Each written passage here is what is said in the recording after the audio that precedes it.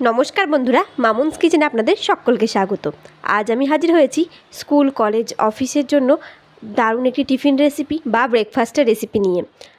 আমার আজকের recipe potato sandwich, যেটা তৈরি করব ভীষণই কম সময়ে আর ঝটপট করে, আর এতটাই টেস্টি হয় খেতে যে বাচ্চাদেরকে একটা বানিয়ে দিলে তাদের মনই ভরবে না, বলবে আরও একটা দাও। তাহলে চলুন বেশি দেরি না করে আজকের রেসিপিতে যাওয়া যাক। আশা করছি আপনাদের অনেক ভালো লাগবে, তাই স্কিপ না করে পুরো ভিডিওটি দেখবেন।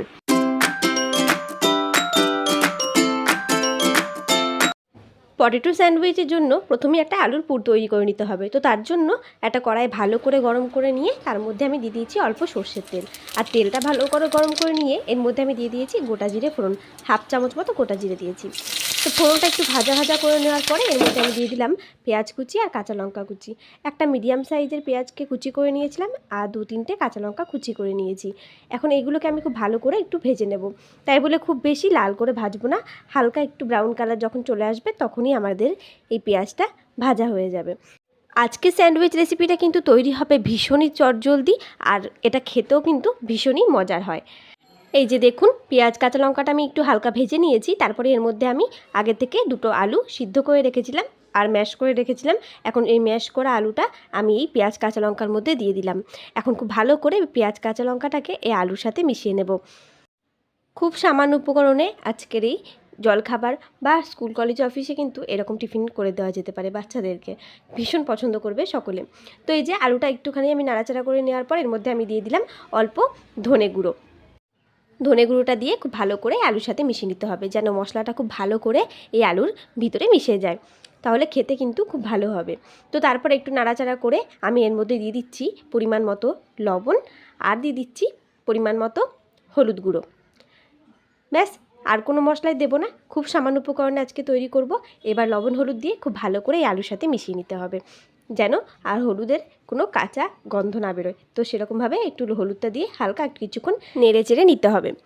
দেখুন, আমি খুব ভালো করে এই হলুদটাকে আর লবণটাকে আলুর সাথে ভালো করে মিশিয়ে নিয়েছি। আপনারা চাইলে একটু শেষে ধনেপাতা কুচিও দিতে পারেন। এখন আমি দিয়ে দিচ্ছি এর মধ্যে অল্প ভাজা মশলা। এখানে আমি শুকনো লঙ্কা, অল্প গোটা জিরে আর গোটা ধনে ভালো করে একটু নেড়ে চেড়ে নিয়ে শুকনো কড়াইতে তারপর গুঁড়ো করে রেখেছিলাম, সেই ভাজা মশলা আমি এখানে ব্যবহার করলাম। তারপরে ভাজা মশলাটা দেওয়ার পর একটু নেড়ে চেড়ে নামিয়ে এই যে দেখুন, আমি একটা প্লেটের মধ্যে নিয়ে একটু ঠান্ডা করে রেখেছি। এখন এটাকে একটু সাইড করে দিলাম। তারপর আমি নিয়ে নিয়েছি ব্রেড। এখানে আমি যে স্লাইস করা ব্রেডগুলো পাওয়া যায় সেই ব্রেডগুলোকে নিয়ে নিয়েছি।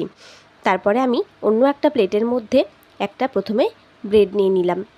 তারপরে যে আলুর পুরটাকে রেডি করে রেখেছিলাম সেই আলু থেকে সেখান থেকে আমি 1 চামচ মতো প্রথমে নিলাম।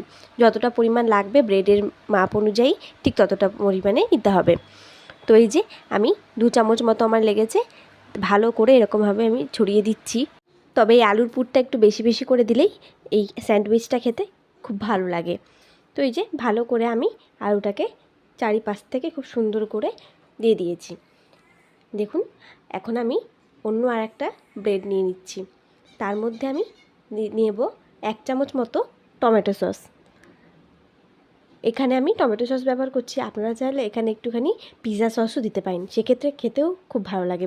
তো এই যে টমেটো সসটা ভালো করে আমি এই ব্রেডের গায়ে ছড়িয়ে দিয়ে এটাকে আমি উল্টে যেই ব্রেডটার মধ্যে আলু দিয়েছিলাম সেটার মধ্যে এরকমভাবে লাগিয়ে দিলাম। চেপে চেপে একটু দিতে হবে যেন ছেড়ে না যায়। তারপরে একটা ছুরির সাহায্যে মাঝখান থেকে এরকমভাবে কোনাকুনি কেটে নিলেই আমাদের পটেটো স্যান্ডউইচ বা আলু স্যান্ডউইচ কিন্তু একদম রেডি। ঝটপট তৈরি হয়ে যায় আর খেতেও কিন্তু ভীষণ সুস্বাদু, আর এটা যথেষ্ট হেলদিও বটে। বাচ্চাদের স্কুল টিফিনে এরকম ঝটপট করে যদি আলু স্যান্ডউইচ তৈরি করে দেওয়া যায় সকলে কিন্তু ভীষণ পছন্দ করবে। তো ফ্রেন্ডস, আমার আজকের রেসিপি কেমন লাগলো অবশ্যই কমেন্ট করে জানাবেন। আশা করছি ভালো লেগেছে, আর ভালো লাগলে একটা লাইক, কমেন্ট, শেয়ার করে দেবেন। যারা এখনও চ্যানেলটিকে সাবস্ক্রাইব করেনি প্লিজ চ্যানেলটিকে সাবস্ক্রাইব করে পাশে থাকা বেল আইকনটি অবশ্যই প্রেস করে দেবেন, যাতে আমার নিত্য নতুন রেসিপি সবসময় সবার আগে আপনাদের কাছে পৌঁছে যায়। আজকের মতো এই পর্যন্তই, দেখা হচ্ছে নতুন কোনো দিন নতুন কোনো রেসিপি নিয়ে। ধন্যবাদ।